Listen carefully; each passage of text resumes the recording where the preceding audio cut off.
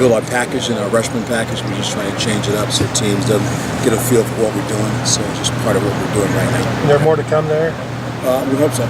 Do y'all ever do something just to make other teams be alert that you might do it? You understand what I'm saying? Do y'all ever go that far? Yeah, we try to make sure teams work on what we're doing, so we'll give them something to work on during the week. Yeah, that's always part of the process. Coach, how did Jalen Holmes play last week? It looked like y'all used him more inside because of Dre'Mont missing and stuff, but is he your Army G? Well, how would you describe what he means to your group up front? The fact that in our freshman pack he plays 3 technique and we're in a pass rush situation, so it's a really smooth transition for him. The thing we had to teach him just how to play the blocks because he doesn't see it on a normal base. He's always rushing. I thought Jay did, watching the videotape, I thought he did a great job. For the first time going there, be able to do the adjustment he had to make, playing 3 technique, I thought it was a great job. I'm really pleased that he played really well for us. Does he cross-train at that position regularly in practice against the run?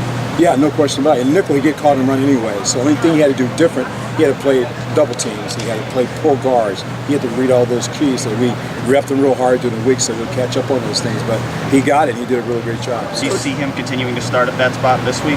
Yes, yes. Coach Meyer mentioned him and Tracy Sprinkle as guys that can do that. What sets them apart from the other defensive guys? First, they're smart. They're smart. Taquan Lewis, the other guy, can do that also. So Ty, both smart. They understand our defensive scheme. They understand how to rush, how to play the run. So that makes it easier transition to do that. Larry, just talk about kind of the impact of Chase Young over the last couple of weeks and kind of his growth through getting extended playing time. It's really neat because he's playing a lot of football right now. He's probably played 60 plays in the last 2 games for a freshman. That's pretty outstanding. Again, it's about a growing process. He's learning how to play, get him on the field, how to play at maximum speed at this level, and he's done a great job.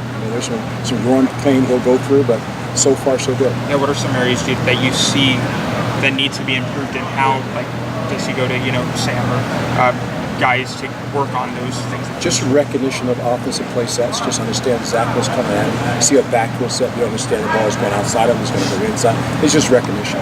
How hard, I don't know if hard's the right word, but having a guy like that with so much talent and not being able to get him on the field as much as maybe you'd like, just because you have that depth. I think it's a good thing. And the thing I don't want to do with a freshman, put him in a situation, he's given him a chance to fail. I want him to have success every time he hits the football field. And I don't want to put him in a situation that the game is going to line and he's in the game. I don't want to do that right now. His time will come. So right now it's a great process for him. He's playing 20, 25 plays now as a freshman. That's a really good job. So I'm not going to push that. Is that something you have to reiterate to not just him but other young guys? Maybe all the time. All the time. When we play a tough game, maybe he gets 15 reps. I'll go inside and say, this is the game. I don't want to put you in a situation where I want you to be successful. This may not be the chance to do that.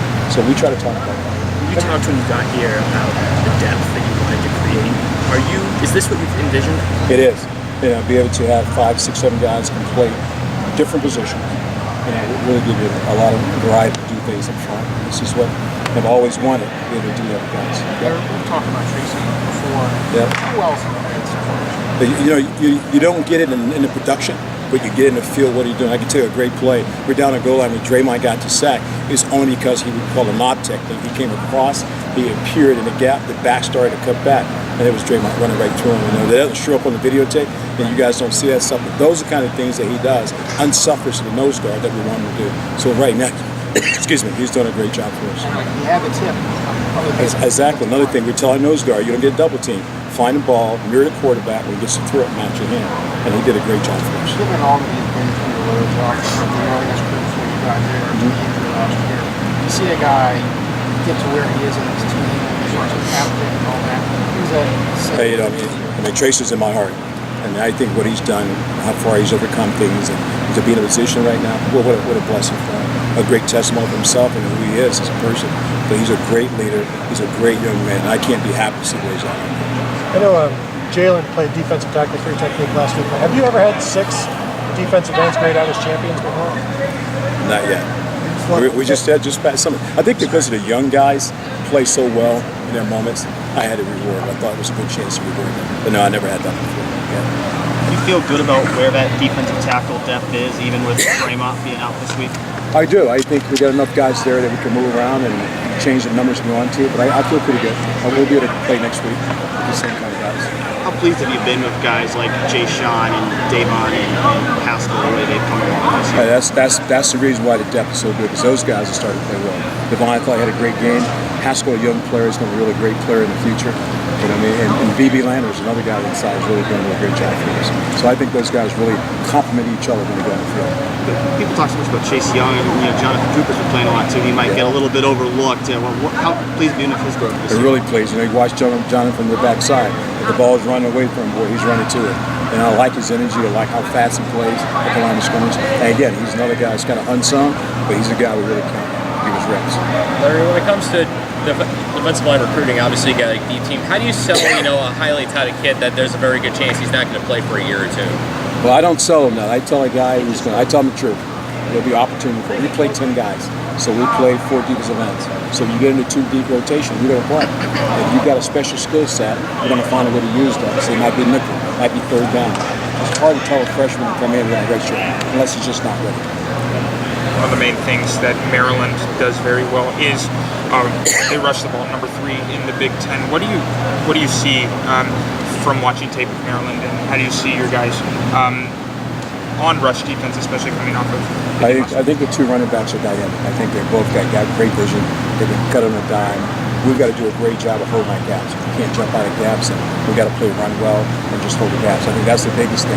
It's when they make yards, when we guys jump out of gaps, don't hold the edges. So we've got to do a great job holding the edges, standing on gaps. A number of defensive linemen here now, and even like some recruits, can't speak highly enough how you build relationships with them, when they're in high school and before they get here. Your knack for building relationships, is that something you had to work on, or is it just kind of become natural to you? It's natural for me, being a family guy, having kids, and having some football players in the family. I think it's real support. Most families want to feel like the kid can come to a place and be comfortable, and get a chance to grow as a young man. And that's what I sell. Ohio State's a great university. It sells itself. But what can they get besides that? And what I try to do is be his role model, try to be a father figure somehow, but really kind of teach him how to be a man also as we grow up. I think that's more important, building relationships.